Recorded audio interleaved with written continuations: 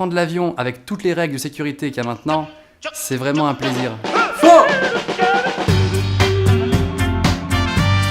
Déjà, quand on va sur le site d'Air France, on peut voir la liste des différents trucs qu'on n'a pas le droit de prendre dans l'avion. Alors, bagages en cabine, marchandises interdites, les armes blanches, les armes à feu, les cartouches et munitions pour armes, les cartouches d'imprimante. Les cartouches d'imprimante? Il y a plein de terroristes qui terrorisent avec des cartouches d'imprimante. Personne ne bouge!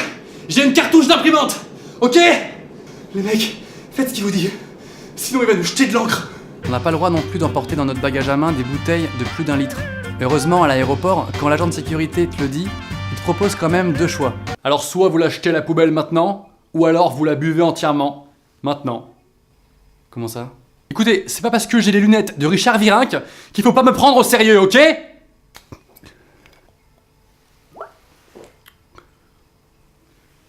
Un vrai plaisir. C'est bon. Les mecs qui vomissent dans l'avion, c'est pas parce qu'ils ont le mal de l'air, c'est parce qu'ils sont bourrés. Ils ont bu toutes les bouteilles. C'est le règlement. Dans la famille des règles débiles, il est strictement interdit, attention, d'écouter un MP3 au décollage. En quoi ça peut faire cracher l'avion? Ok, tour de contrôle, on est prêt dans la cabine, décollage dans quelques minutes.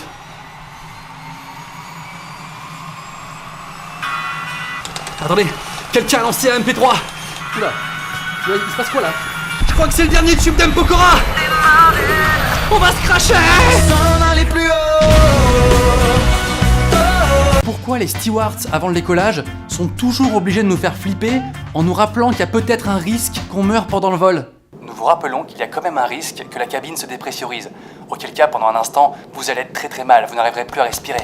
Heureusement, il y a des masques à gaz qui vont tomber sur votre visage. Nous tenons à vous rappeler qu'il y a une chance pour que l'avion finisse au milieu de l'océan. Heureusement, il y a des gilets de sauvetage qui pourront nous aider à flotter au milieu du Pacifique dans une flaque de carburant inflammable pendant plusieurs jours. Nous vous rappelons également que nous pouvons à tout moment tomber ou perdre une aile. À cet instant, nous allons tous partir en couille dans tous les sens. Certains vont perdre des membres de leur famille, mais ne paniquez pas. Et suivez les petites lumières situées au sol, dans le couloir. Franchement, ce speech des stewards, je comprends pas pourquoi ils continuent à le faire.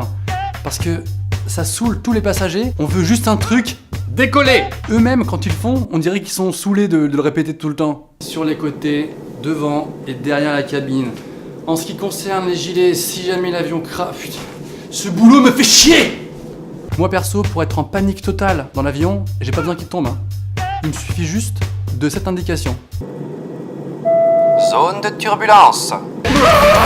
La panique intégrale. Même à 300 km/h au-dessus des nuages, il y a encore des mecs qui passent dans les couloirs pour essayer de te vendre des trucs à la sauvette.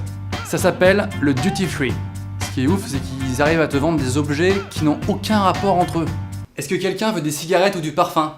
Une boîte de clous? Une place de concert? Un caleçon Monoprix? Un poireau? Une bombe anti-moustique ayant appartenu à Elvis Presley? Puis un parfum qui vient de l'avion, je sais pas si c'est ce qu'il y a de plus classe. Tu sens bon, tu l'as eu où ton parfum?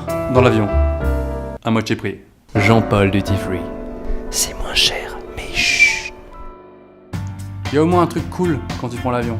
C'est que tu peux sortir cette phrase un peu classe. Je suis jet lagué, je reviens d'un vol pour New York, je suis jet lagué de 8 heures. Là dans ma tête, je suis en train de me réveiller en plein Times Square. Bon, évidemment ça marche pas si t'as pris un vol pour faire Paris-La Rochelle. Voilà, je reviens d'un vol, j'étais à La Rochelle, je suis jet lagué de 6 minutes.